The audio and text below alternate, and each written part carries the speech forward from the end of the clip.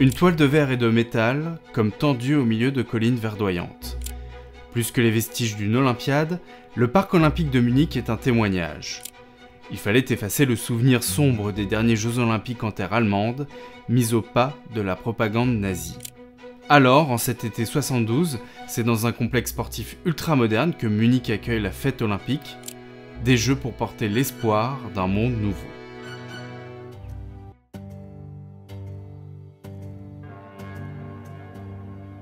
Le comité d'organisation s'adresse au graphiste allemand Otto Leischer pour la conception de l'image des Jeux de Munich. Celui-ci s'entoure bientôt de designers, d'illustrateurs, d'architectes ou encore de photographes.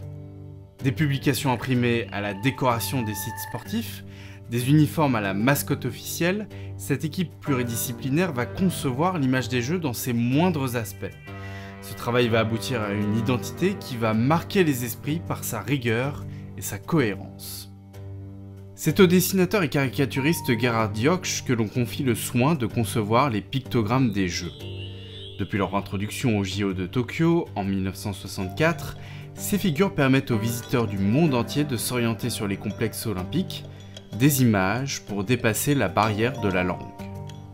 Ces symboles reposent sur une simplification formelle du sujet représenté pour garantir leur compréhension par le plus grand nombre. L'approche sera toutefois encore plus radicale pour les Jeux de Munich. Chaque pictogramme est dessiné à partir d'une même grille constituée de lignes horizontales, verticales et diagonales. Pour esquisser le corps de l'athlète, Gerhard Diocksch s'aide de bâtonnets en bois qu'il va peindre en noir. Ces symboles reposent sur une construction faite simplement de lignes et de ronds, des formes géométriques élémentaires, pour en revenir à l'essence même du geste sportif. L'efficacité presque indépassable des pictogrammes de Munich 72 fera autorité. Ces symboles inspireront toute une génération de graphistes à travers le monde et leur influence s'étendra bien au-delà des Jeux Olympiques. Le décor de Munich 72, c'est d'abord un écho lointain, les dernières répliques de la contre-culture des années 60. C'est un déluge de couleurs, celui du mouvement hippie, une esthétique portée par l'espoir d'un monde plus libre et pacifié, mais aussi par l'expérience des psychotropes qui va alors nourrir la création artistique.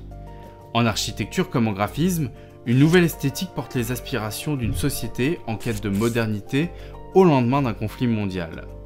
Une esthétique sobre et fonctionnelle qui délaisse l'ornement pour lui préférer la neutralité d'un Helvetica ou la linéarité des gratte-ciels new-yorkais. Cette tendance, surnommée style international, témoigne d'une ambition, transcender les particularismes culturels pour proposer un langage visuel universel.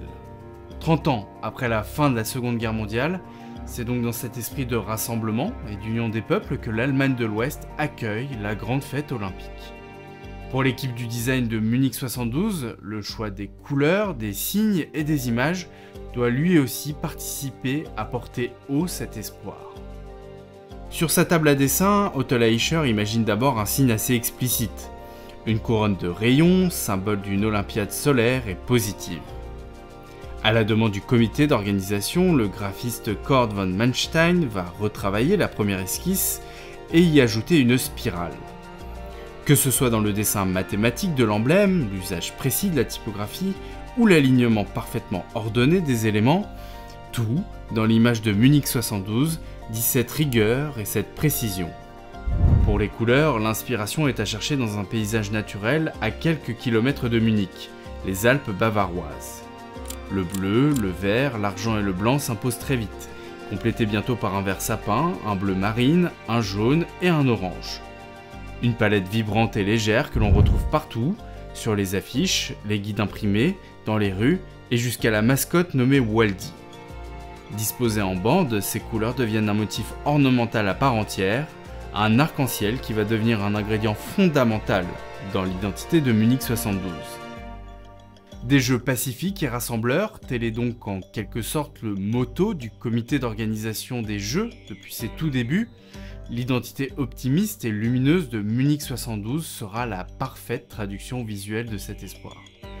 Et pourtant, au matin du 5 septembre 1972, un commando terroriste de l'organisation palestinienne Septembre Noir prend en otage 11 athlètes israéliens, L'opération de sauvetage tourne au drame et fait au total 17 victimes. La tragédie endeuille la famille olympique et fait s'envoler dans un souffle les idéaux de ces Jeux arc-en-ciel.